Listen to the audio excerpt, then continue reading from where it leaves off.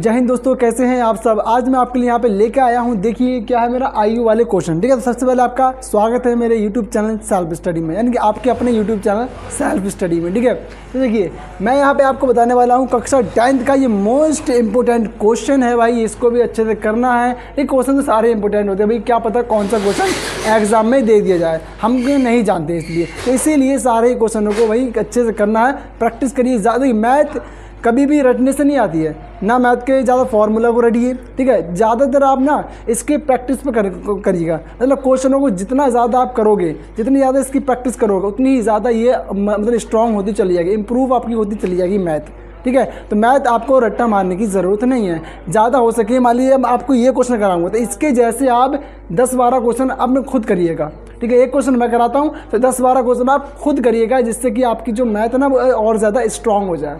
ठीक है, तो इसीलिए आपको प्रैक्टिस करने की ज़रूरत बहुत ज़्यादा पड़ेगी। क्लियर। और अगर आपने बेसिक मैथ आपकी क्लियर नहीं है तो बेसिक मैथ की अगर आपने कोई वीडियो नहीं देखी हमारी, तो आप इस वीडियो चैनल पे आपको मिल जाएगी, तो वहाँ पे आप जाके देख सकते हो। ठीक है, तो अब मैं आपको यहाँ बताने वाला हूँ कि ये क्वेश्चन, पिता की वर्तमान आयु पुत्र की वर्तमान आयु की 4 गुनी है। तो यानी कि यहाँ बोला गया कि जो पिता की आयु है, यानी पिता कितने साल का भी ये पता करना हमें। ठीक है, तो पिता की वर्तमान आयु, यानी वर्तमान का मतलब होता है प्रेजेंट टाइम, इस समय जो चल रहा है। ठीक है, तो पिता की वर्तमान आयु पुत्र की वर्तमान आयु की 4 गुनी, यानी पुत्र से भैया 4 गुना हो गई इसकी आयु, किसकी, बाप की, यानी कि भैया पिता की उसके। ठीक है, तो देखिए, तो बेटा भैया कितना, बेटे से 4 गुना अधिक इसकी आयु बता रहे हैं इसमें। ठीक है, तो हमें क्या करना पड़ेगा, बेटे की हमें पुत्र की आयु इसमें नहीं दी है, ना ही पिता की दी है। तो दोनों में से किसी की आयु हमें नहीं दी है, तो दोनों की हमें मानना पड़ेगी। तो सबसे पहले मानना किसकी है,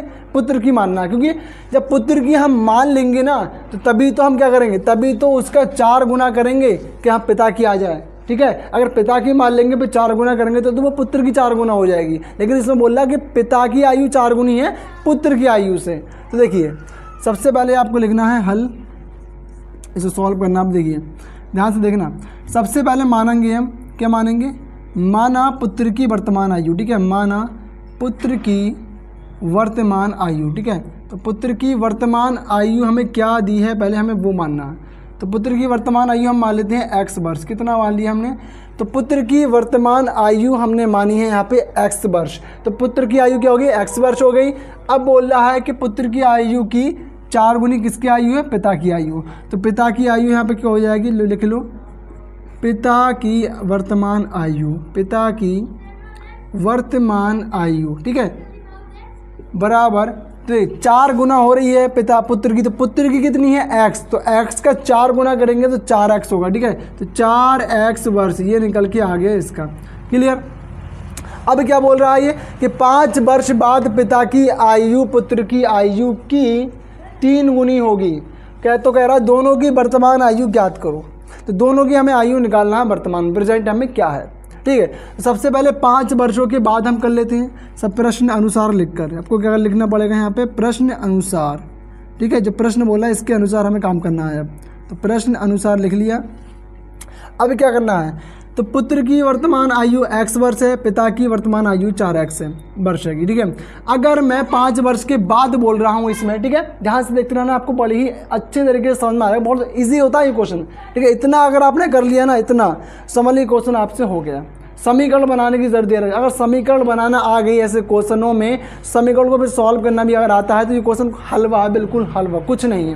ठीक है, तो इसीलिए आपको बड़े ही बेसिक मैथ आपकी क्लियर होनी चाहिए। जैसे कि मान लीजिए आप एक घर बनाते हो ना, तो जब घर बनाते हो तो उसकी बुनियाद को मजबूत रखते हो। अगर बुनियाद मजबूत नहीं है तो वैसे ही जो ऊपर का पूरा जो छत वगैरह होती है, ठीक है, पूरा अपने आप ही मतलब नीचे गिर जाएगा। ठीक है, उससे कोई फ़ायदा नहीं होने वाला। तो इसीलिए जैसे ही घर की बुनियाद मजबूत करते हैं, ऐसे ही बुनियाद का मतलब बेसिक होती है, तो बेसिक मैथ उसकी भी आप बुनियाद को मजबूत करिएगा। मैथ की बुनियाद अगर मजबूत आपने कर ली ना, तो आपका भैया ये जो ये क्वेश्चन है ये कुछ भी नहीं हो सकता इसमें, मतलब आप कुछ नहीं है इनके सामने। ठीक है, तो देखिए सबसे पहले तो माना पुत्र की वर्तमान आयु x वर्ष, पिता की वर्तमान आयु 4x वर्ष। अब कह रहा है 5 वर्ष बाद बताओ, तो 5 वर्ष बाद पिता की आयु, तो पिता की आयु 5 वर्ष बाद कितनी हो जाएगी, 4x है। तो 4x जब है, जब 5 वर्ष के बाद करेंगे तो 4x + 5 हो जाएगा। ठीक है, क्योंकि भैया अगर मैं बोलूँगा कि 5 वर्ष बाद कितनी, मान लीजिए पिता 10 वर्ष 40 वर्ष का था, ठीक है, मैं बोलूँगा 40 वर्ष का है अभी, ठीक है। 5 वर्ष बाद भैया क्या करना, तो 5 वर्ष के लिए आप क्या करना पड़ेगा, जोड़ोगे ना, तो 40 और 5 45, क्या करा आपने, जोड़ा था। तो ऐसे ही इसमें भी जोड़ना पड़ेगा 4x में, तो 4x + 5, अभी दोनों जोड़ तो सही रख सकते नहीं है, ठीक है, वो x वाला है, वो नंबर वाला अलग है, तो यानी कि ये नंबर नहीं जोड़ेंगे, ठीक है, तो इसलिए मैंने ऐसे लिख दिया इसको, क्लियर।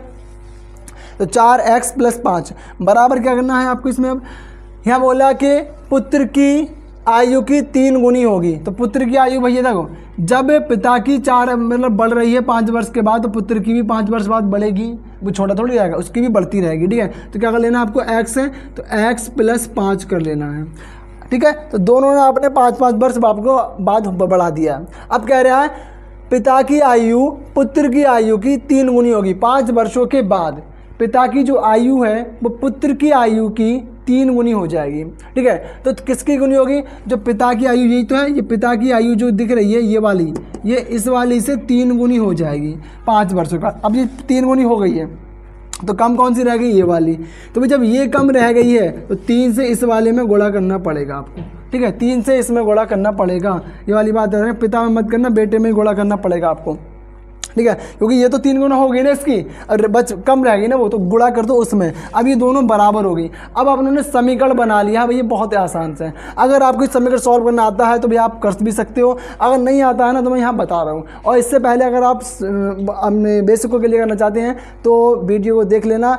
फ्रैक्शन का मैं समीकरण, मतलब समीकरण हो गई, ठीक है, यानी इक्वेशन, और भिन्न यानी फ्रैक्शन हो गई, बोर्ड मास यानी सरलीकरण, ठीक है, ये सब कुछ मैंने अच्छे से समझाया है। उन सब का लिंक इस वीडियो के डिस्क्रिप्शन में आपको दे दूंगा, या फिर आप वहाँ पे चैनल पे जाके देख सकते हो, ठीक है। तो बहुत अच्छी तरीके से मैं समझाया उसमें सब कुछ, ठीक है। तो देखिए अब जरा इसमें इसको किस तरीके से सॉल्व करते हैं। सबसे पहले मैं 4x को 4x लिखूंगा, + 5 को ऐसे ही लिख लूँगा, बराबर। इस वाले जब देखिए यहाँ पे ब्रैकेट लगा इस पूरे के ऊपर, और यहाँ लिखा है 3, इन दोनों के बीच में कोई निशान नहीं है। जब कोई निशान नहीं है तो मेरा गुणा का है, तो 3 और ब्रैकेट की गुणा हो रही है, 3 की पावर x है और 3 की पावर 5 है। 3 की x करा तो मैंने 3x प्लस लगाया, 3 पंजे हो गया 15, ठीक। अब क्या करना है, अब ये वाला x फैमिली और ये भी x फैमिली वाली, ये नंबर फैमिली, ये नंबर फैमिली, यानी ये x फैमिली वाली x फैमिली के साथ जोड़ दो या घटा दो, और नंबर फैमिली वाली नंबर के साथ कर दो, ठीक है। तो क्या करना है आपको, यहाँ पे देखिएगा, तो 4x और ये किसका है, यहाँ पे ये मेरा प्लस का है, जब इस साइड आएगा उठ के नहीं तो हो जाएगा मेरा माइनस का 3x। निशान बदल जाते हैं, बराबर के इधर उधर जाते हैं तब। इस पर मैंने वीडियो बनाया है निशानों पर, चिन्हों पर, ये भी देख सकते हैं, देख लेना आप, ठीक है। तो 15 यहाँ पे है, 15 प्लस का प्लस ही रहेगा यहाँ पे, ठीक है जी। ये तो भाई इधर थोड़ी आया है, ये तो वहीं का वहीं पर रह गया अभी, क्लियर। अब मेरा 5 मेरा यहाँ पे जो दिख रहा है ये किसका है, मेरा प्लस का। जब उस साइड इसको लेके जाऊँगा तो माइनस में चेंज हो जाएगा 5, ठीक। अब 4x में से 3x घटाएगा तो x बचेगा सिर्फ, और 15 में से 5 जाएगा तो मेरा 10 बचेगा। तो यानी कि ये 10 वर्ष कौन निकल का है, 10 वर्ष। तो भाई 10 वर्ष जो हैगा x किसकी मानी थी हमने, पुत्र की, यानी कि पुत्र अपना 10 वर्ष का है वर्तमान में।